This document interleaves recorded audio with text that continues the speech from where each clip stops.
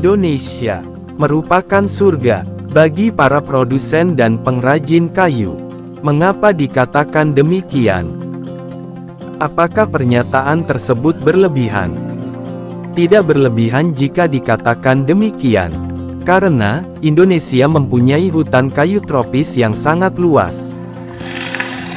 Kayu hutan tropis sangat bagus untuk diproduksi menjadi apa saja. Karena kualitas yang bagus itulah, Indonesia disebut sebagai surga bagi produsen dan pengrajin kayu.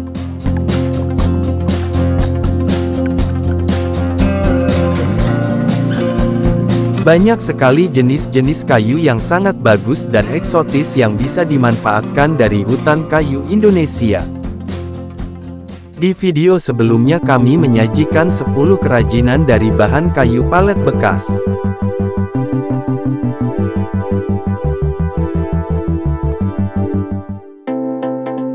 Kali ini, kami menyajikan tontonan yang lebih menarik dan memanjakan mata Anda kembali. Inilah 10 mebel cantik dan unik dari bahan kayu. Yuk, langsung kita mulai yuk!